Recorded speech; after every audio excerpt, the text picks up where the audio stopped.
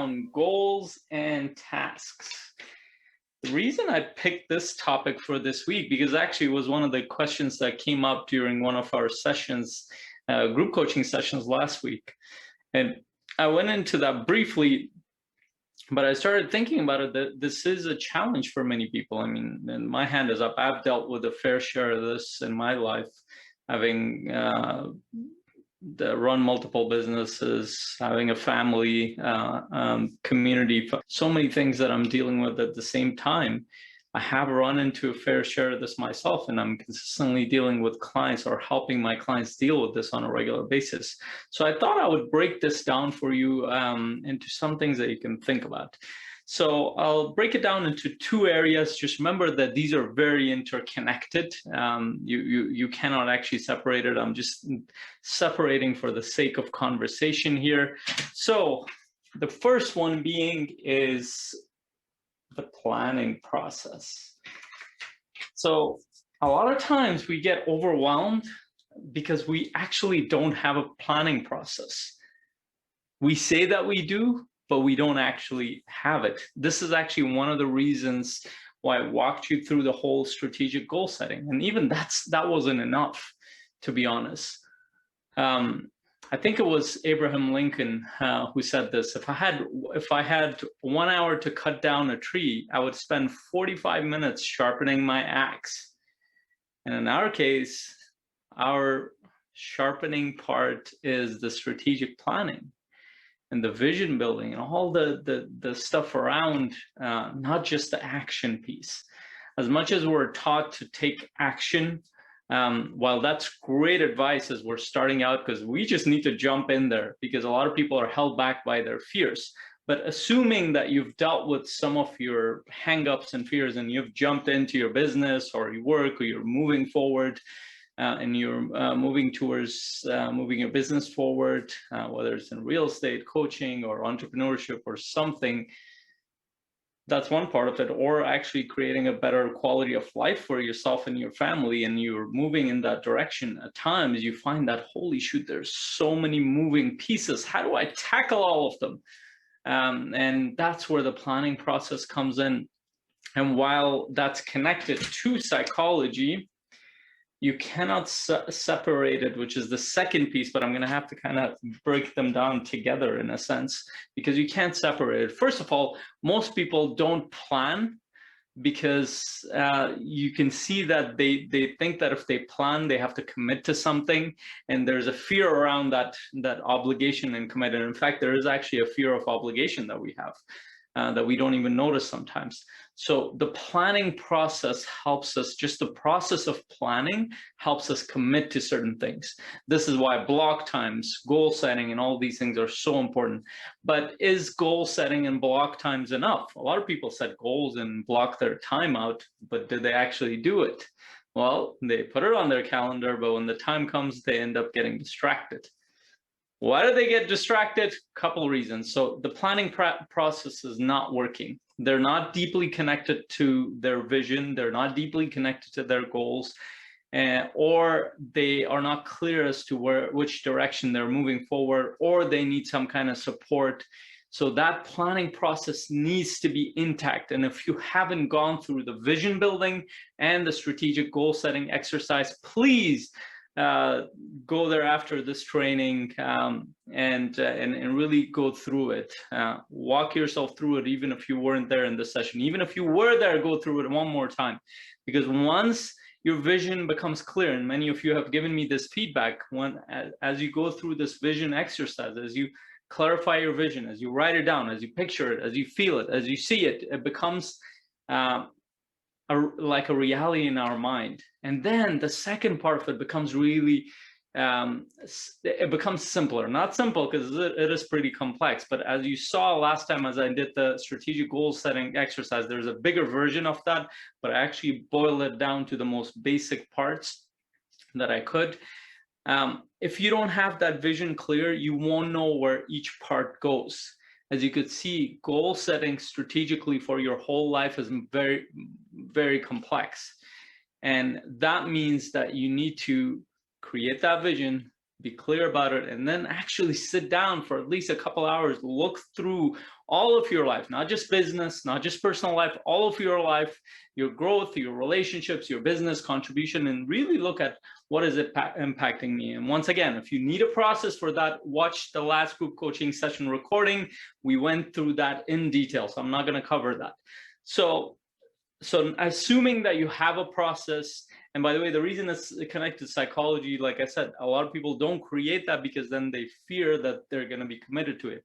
Yes, that once the whole point of that is once you create it, you are committed to it, and then that's going to help you move forward, and it's a clear picture in your mind, consciously and subconsciously.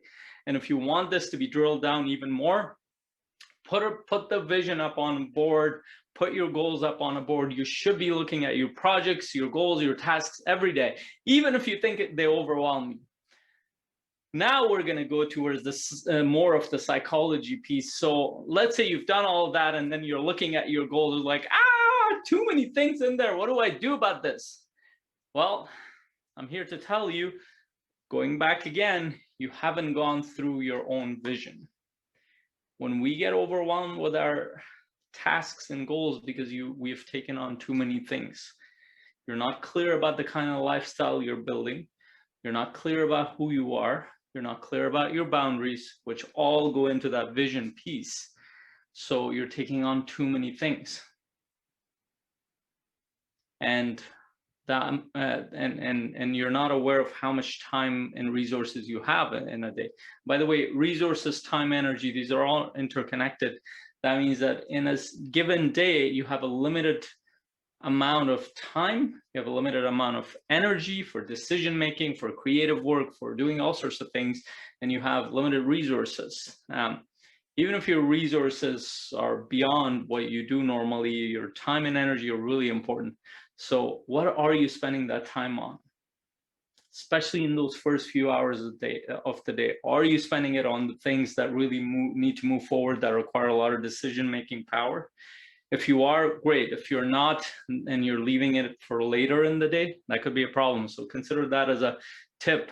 And this is why a lot of teachers will say, tackle a lot of your challenging tasks in the first half of the day, or in the beginning of quarter of the day, because that's when you have the most amount of mental and emotional energy to be able to make those kind of decisions.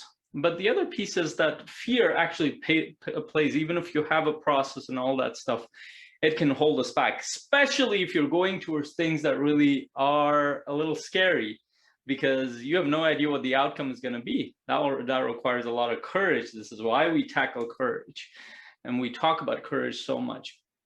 That requires you, and I shared a little bit of that in our sessions, that once your process is clear and you know where you're going, and you find yourself, let's say you wake up in the morning and you're looking at your calendar or your task is like, oh my God, I have so much to do. Instead of going into that state and being sucked in by that, first thing that we need to do is take a deep breath, multiple deep breaths. Deal with your psychology and fears first. What we do is, when we look at all the stuff and we go through the initial overwhelm, we're like, no, I need to find a solution. I need to focus. The problem is you haven't actually dealt with the fearful emotions yet. So what ends up happening is that that we go to a solution, but our brain is still stuck in the fear mode. We're not actually fully engaging the solution centers, the creative centers, the analytical center. Seems like we're thinking, but if you actually really pay close attention, what you're actually doing is you're repeating thoughts in a loop. You're looking at the same thing over and over, or obsessing about the same thing over and over. That's what we call mental chatter. Your thinking has already been hijacked by your fears. So if you get to that state where you feel stressed and overwhelmed, stop everything. It's not helping. Nothing is working here. You can push through. I get it. A lot of people do that, but you're going incredibly slow. Stop, sit down, even if it's for 2 to 5 minutes or 5 to 10 minutes. Close your eyes, take a few deep breaths, change your physiology. After you reset yourself, relax, you can move and do a couple of movements. Some of them we've covered. I don't care if you have to do push-ups or jump on a trampoline or dance or whatever you have to do. reset your system, which means sit with your emotions, move your body, and then go to your tasks and ask yourself, what will serve me in this moment? The reason why it's incredibly important is because when you're in that state of fear, you're not actually seeing clearly. So even if you come up with a solution, it is probably a very narrow solution. You're not looking at the bigger picture. Usually when we're in a state of fear, we tend to, our focus gets narrowed, and we tend to look at a smaller version of the picture. So it's as if you don't have all the pieces of the puzzle in front of you. Your perception is skewed. So work on that. And I've walked you guys through some of those. Try release meditation or some kind of meditation for 2 minutes, 5 minutes. It doesn't have to be long. You don't have to do it for 30 minutes. And move your body for like a minute or two. That will help you shift your physiology, and you can sit down, refocus, and try to come up with a solution there. That will help you. And a lot of times when, my question is always, I spend a lot of time looking at my calendar, and my goals are in front of me. As you know, my vision is in front of me, right in front of me, right here. I generally know what's happening in the bigger picture. So even if something goes wrong, I pull myself back and look at the bigger picture. It's hard sometimes, but that is one of the keys to having a successful path forward. We need to have a planning process. Just to summarize, we need to have a planning process in place, hence the 2 trainings that I did last time. And we need to be able to handle our own psychology, our own emotions, our own thought process, and our own physiology. If we can't take charge of that, we can't look at the big picture. We can't see what's actually happening. We will narrow in and just notice the negative things in our life. And I was sharing one thing. So for example, I might have shared this with you last week. We went to go pick up our RV, and this has been sitting in the dealership for the past 5 months or 6 months or so. We go there, look at it, and they haven't done a thing. And as you can see, I got pretty angry at that moment. It did affect me. And I look around. Well, first of all, I just I didn't know what to say. And I asked the service guys, like, what's happening, respectfully, but this doesn't look like it's been serviced at all. If it is, it's like you guys rushed the whole process, and it's been sitting here for 6 months. Does it look like can you see if there's a bio clean done or a shampoo clean? Have the mattresses been replaced? And he's like, yes, well, that's what it says on my paper. I'm like, I get what it says on your paper, but just looking at the physical motorhome, do you think this has been done?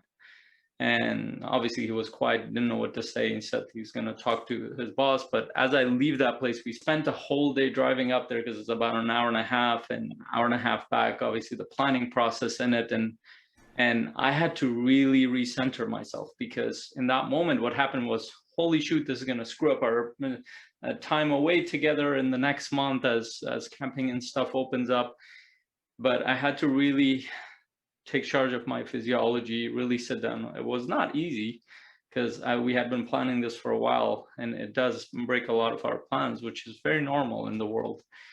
I had to reset myself and really ask myself, okay, what's really happening? What was really happening was a very small part of our life didn't go as planned. So what? We'll deal with it. I called my friend who's a lawyer. I got him to, and he used to be an insurance adjuster too. So I got him to help me kind of solution this a little bit. And he said, we'll deal with it one step at a time. And then today I reached out to them, and to the insurance company and the dealership, to see if we can come to a resolution on this. So like in that moment, it looks like the whole world is kind of, in my mind, it's like, oh, holy shit, everything is falling apart. But if you look back, step back, it's a very small part of my life that doesn't make or break our life. And that requires us to go a little bit, recenter our psychology, and look at our vision, look at our goals, see what does it constitute. If it's a small part of our life and it's not going to matter in 6 months, in 1 year, let's deal with it one step at a time and focus on what really matters. So just to summarize, for us to deal with overwhelm better, 2 areas that I went into. 1, we need to have a proper planning process. 2, we need to be able to deal with our own psychology in a better way.